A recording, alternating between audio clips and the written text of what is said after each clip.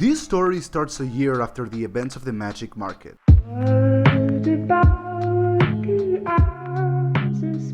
Some of the original characters, Joshua, Frida, Bob, and Mila de la Nessa, have made quick friends with Boy the Monk, a young, rowdy, and aggressive Kenku that seems to put alcohol and loot before anything else. We were under strict vigilance after the destruction of the magic market, so the archmage of the organization handed us a small, blank piece of paper and told us, "This is an arcane tracker of my personal design. As long as you lot have it, I will know your exact location. If this paper leaves the vicinity of the city and stops moving for a day, there will be consequences." She then approached Frida and handed a piece of paper to her and also added, "As an ancient mage once said, don't fuck up." Now this is how we fucked up. After receiving this serious warning from one of the most powerful people we have ever met, we immediately prepared to leave again. That was when a giant bat abruptly barged into the organization's headquarters and dropped a piece of paper attached to a bag into our table and left as fast as it came in. The map had our location and a path that led to what seemed to be some sort of temple or something, we weren't sure. But the bag did hold 10 gold. So we looked at each other and we knew. We had a new objective. The way to our new destination wasn't anything special, only very long, so as soon as we arrived we were overjoyed to see that there was a small town surrounding what we believed was our destination, a creepy looking mausoleum. It was very late, so I decided to go look for a tavern. The rest of the group decided sleeping in one wasn't such a bad idea, so they followed. What we realized as we walked down the few streets this town had to offer was this eerie sensation of loneliness that the unbroken silence of this town was emanating. Things didn't get better when we found the tavern, since it was absolutely empty, except for a few candles that were mysteriously turned on and a few bottles of wine that were placed on the table. Of course, this didn't stop us from making ourselves comfortable. We started drinking and chatting until someone interrupted us. A soft, posh-sounding man looked no older than 20. He had emerged from the back of the tavern and said, "Oh, I see you have finally arrived. I've been expecting you since you left from the headquarters." We had no idea who this dude was, but the rogue rolled for insight and immediately, after rolling a 20, shouted, "Fox, is that you?" And then we all knew this was some form of reincarnation of an old party member who had died shortly after striking a deal with a powerful being devil thing. He looked younger, so we really didn't realize it was him at first. We kept talking with him until again the giant bat from before entered the tavern flying around and then left again super fast.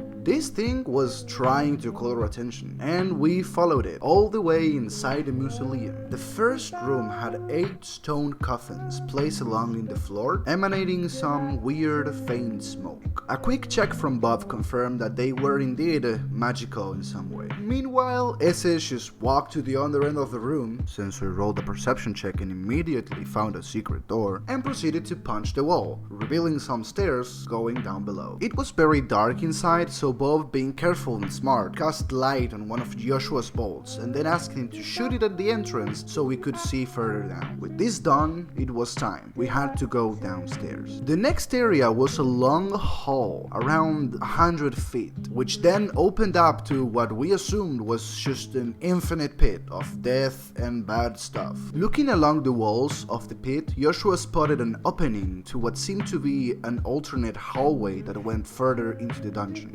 Immediately, everybody started thinking, how do we get there? Then they looked at me and looked at their sets of rope, and then at me and at the now sets of ropes tied to an arrow, and then at Oi.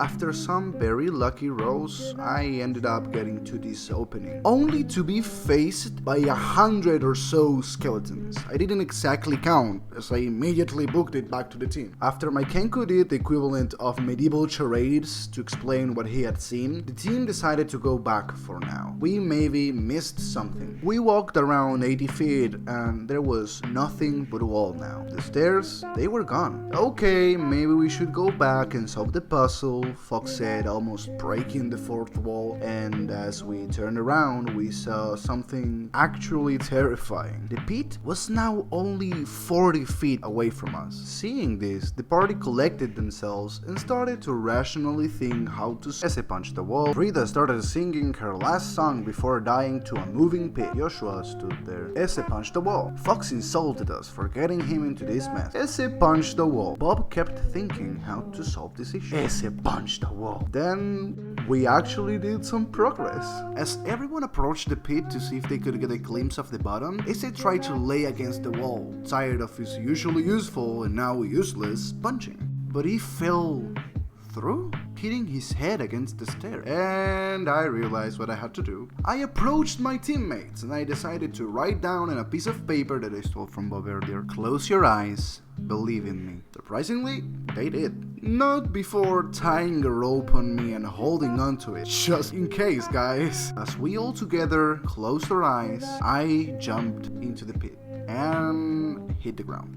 Immediately after jumping, receiving no damage since I didn't even feel 5 feet. Yes, the pit had become solid ground and I'm a genius, I know. But of course, that just lasted like a second, since Fox had to see how things were going. He opened his eyes and the floor just like disappeared. Lucky we had that rope prepared. On the second attempt, we all safely crossed towards the opening on the other side of the pit, and we were surprised as we could hear the skeleton's bones tussle around us, but they didn't attack us, and we never even bumped into them. As we continued, we felt a set of stairs, and without opening our eyes, just fate and my dumb idea, we continued further down. And talking about continuing, this will be a multiple part episode since it will be so fucking long to tell. Make sure to come back next week for part 2 of this amazingly designed dungeon that my DM did for us. I fucking love you, Rodrigo, it was amazing. Also, tell me, what was the craziest dungeon you have been in or designed? I really enjoyed the stories of fights you shouldn't have gotten into. I've been thinking about doing a video where I read and maybe do small drawings for your stories, guys, but I don't really know. I would like to know if you guys would like that. That's it for me, so I'll be seeing y'all.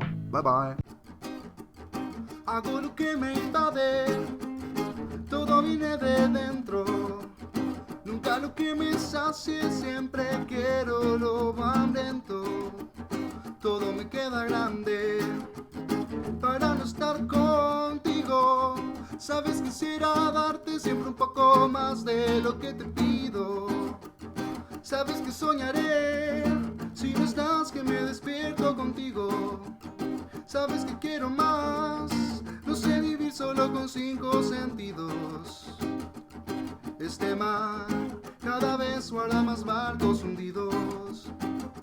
Tú eres aire, yo papel, donde vayas yo me iré. Si me siento oscuras, luz de la locura, ven y alúmbrame. Alguien dijo alguna vez, por la boca vive el pez. Y yo lo estoy diciendo, te lo estoy diciendo otra vez.